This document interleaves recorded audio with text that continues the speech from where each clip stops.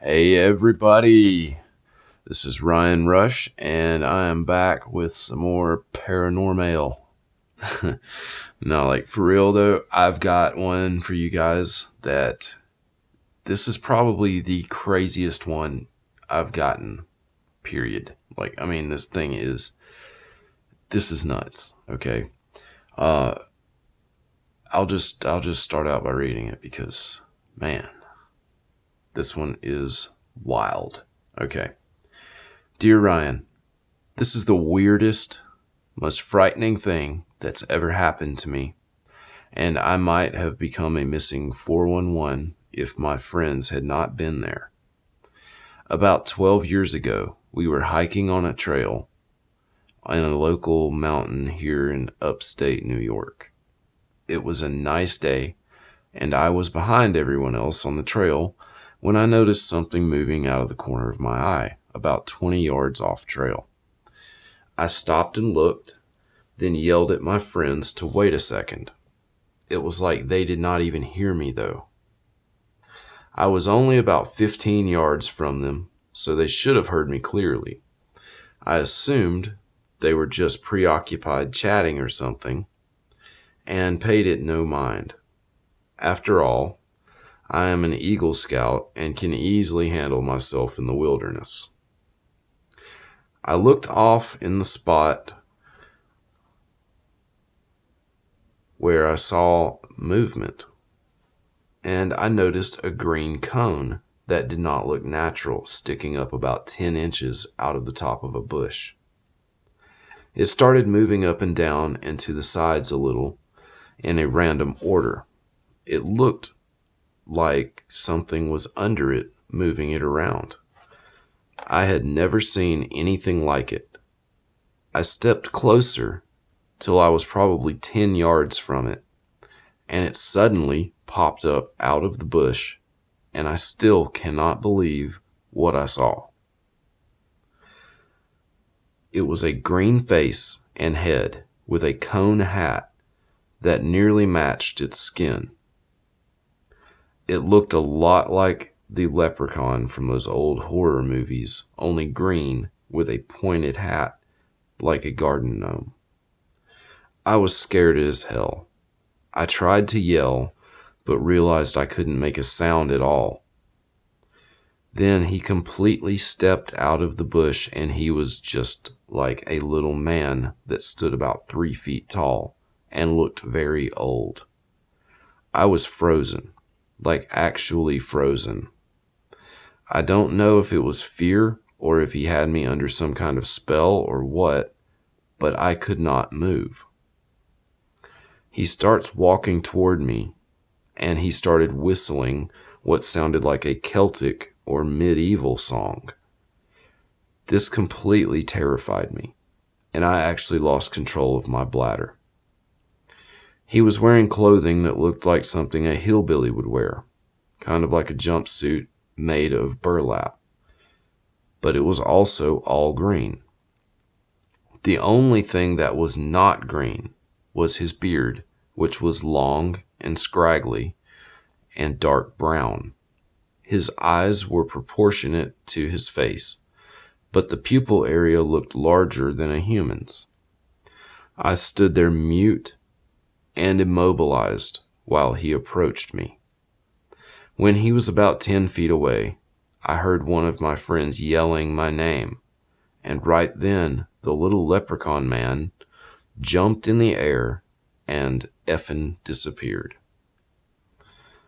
When he did that, it felt like something let go of me, and I could once again move and speak, and it was then that I burst into tears. By this time, my friend came right up behind me, and I spun around and punched him right across the face. It was a completely uncontrolled reaction. He is a good friend, and once he saw that I was bawling and had pissed myself, he knew I hadn't meant to punch him, and that something had happened to me. We all left the area immediately, and I explained what happened in the car on the way back. My friends all said they don't know what I saw, but they knew I for sure saw something because of the way I was so scared. None of them doubted me, though. Another thing that was really weird was my friends said I was only gone for a couple minutes before they went back, but I swear it felt like I had been standing there for at least half an hour. I am still in therapy because of this. I went from being a brave Eagle Scout to not ever wanting to see the forest again. I won't even walk near a small patch of woods in a city or town anymore. It effed me up bad. The worst thing about it is that I still dream about this little man at least once a week, and have since it happened. It is like he is attached to my subconscious or something. I have even undergone hypnosis 3 times to try to get myself back to normal, but it just doesn't seem to be in the cards for me.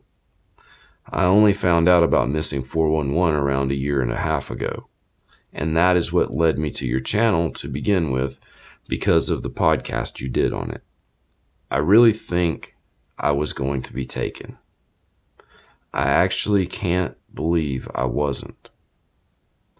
I know that if my friend had been a minute or two later, then I wouldn't be here typing my story to you.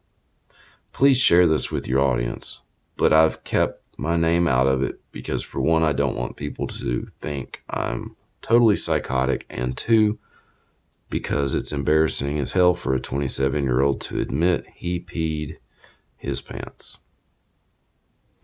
even if a monster was involved.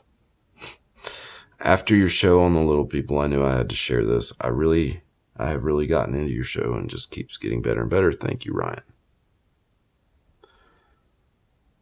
Wow. That was wild. Okay. I read that and I was like, whoa, man. I mean, it gave me like a feeling, like a weird feeling just reading it. I was like, I don't know. Something about it just seems like, I mean, I don't know. That's just weird. It's really weird. And considering the stuff that I'd read before, about them, and I'd never heard anything about them being green, though. Well, actually, no, I have. Come to think of it, I remember reading about it in somewhere. They report them being green. I forgot about that, yeah. So, I think it was an Indian tribe that said some of them were green, and they hide like right in the bushes. Like you can't tell they're there because they blend right in. Like that's what a lot of people that I've read, that are familiar with them, say about them. They'll blend in like that. But then I've heard they're invisible too, so I don't know. This one may have been this story though. I mean, man, it was really wild when I read it. I was not prepared to read this. Like the subject just said like little people encounter. I was not prepared for that. I mean, that was something else. Anyway, let me know what you guys think about it. Leave me a comment, and if you guys have anything for me to share, let me know, and send them to paranormalrushhour@gmail.com, and I'll be glad to read, as long as it's not just completely boring. I'm just kidding. No, I'll be glad to share whatever you guys want me to. Just if you really, really want me to share it, just say please share in big letters, big capitals, and I'll know you mean business.